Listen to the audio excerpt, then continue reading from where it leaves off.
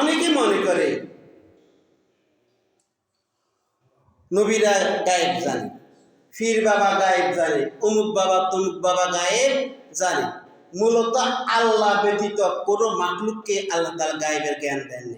কেউ কেউ মনে করে জিনেরা গায়েব জানে। এগুলো সব আহমকি, এগুলো সব বোকামি।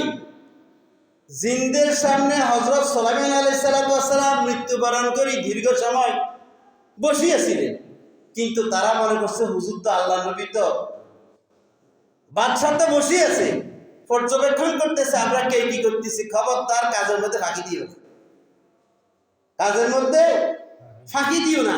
কাজ শেষ করি, রাত দিন তারা 24 ঘন্টা খাটে, কাজ শেষ করি হযরত সুলাইমান আলাইহিস সালামের কাছে বিদায় নেওয়ার জন্য গিয়েছিল। ঠিক সেই মুহূর্তে বর্দে এসে লাঠিটা ভেঙে তিনি পড়ে গেছেন। তখন তারা বলতে লাগলো, আরে যদি জানতাম তিনি আরো আগে মারা গেছেন, তাহলে তো এই দুঃসাধ্য এই কষ্টকর কাজগুলো করা লাগতো।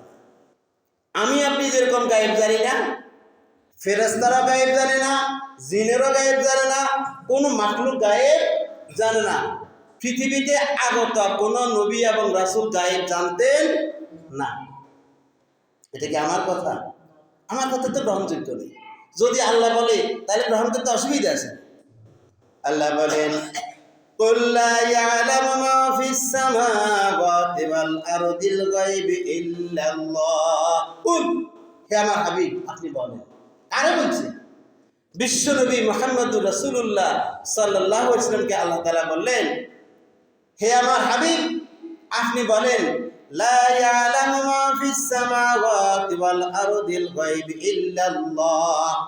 আসমান এবং জমিনে যত মাখলুক আছে, কোন মাখলুক, কোন ব্যক্তি, কোন বস্তু, কোন কিছু গায়েব জানে না, একমাত্র গায়েব জানে আল্লাহ তাআলা। গায়েবের যে খাজানচি, গায়েবের যে কুঞ্চি, গায়েবের যে ফান্ড, গায়েবের যে জ্ঞান, গায়েবের যে ইলম, এটা আল্লাহ তাআলা কোনো মাখলুককে দেন নাই। তিনি সেটাকে নিজ কুদরতি হাতে রেখে দিয়েছেন। আল্লাহ তাআলা বলেন, ওয়া ইনদাহু মাফাতিহুল গায়বি লা ইয়ালামুহা ইল্লা হুয়া ওয়া ইনদাহু মাফাতিহুল গায়ব। গায়েবের কুঞ্জি, গায়েবের চাবিকাঠি সব কিছু কার কাছে? আল্লাহর কাছে। লা ইয়ালামুহা ইল্লা হুয়া, আল্লাহ তাআলা ব্যতীত আর কেউ গায়েবের কোনো জ্ঞান রাখে না। ওয়া ইয়ালামু মা ফিল বাররি ওয়াল বাহরি, আল্লাহ তাআলা বলেন জলে এবং স্থলে কোথায় কি আছে, কোথায় কি ঘটছে, সব কিছু আমি জানি। ওয়া মা তাসকুতু মিন ওয়ারাকাতিন ইল্লা ইয়ালামুহা, গাছের একটি পাতা, যে পাতাটা ঝরে যায়, সেই পাতাটার ব্যাপারেও আল্লাহ তাআলার জ্ঞান আছে। সব কিছু আল্লাহ তাআলার কুদরতে ঝরে। আল্লাহ তাআলার কুদরতের বাহিরে গিয়ে, আল্লাহ তাআলার জানার বাহিরে গিয়ে, আল্লাহ তাআলার জ্ঞানের বাহিরে গিয়ে, আল্লাহ তাআলার দৃষ্টির বাহিরে গিয়ে গাছের একটি পাতাও ঝরে না।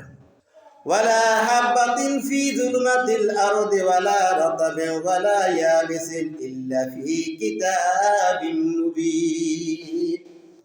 আল্লাহ তাআলা বলেন, মাটির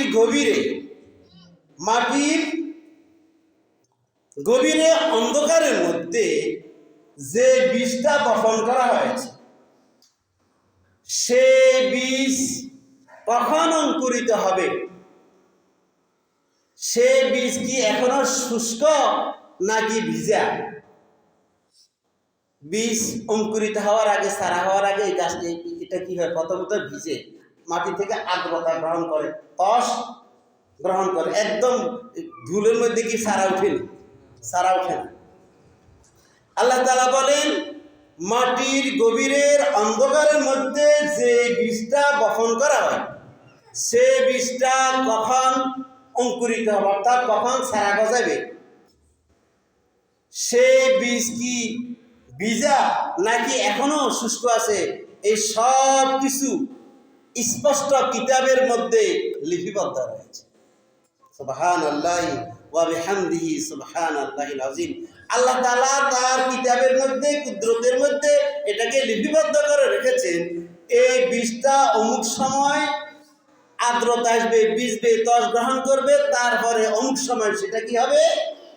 চারা উঠবে, গাছ উঠবে, অঙ্কুরিত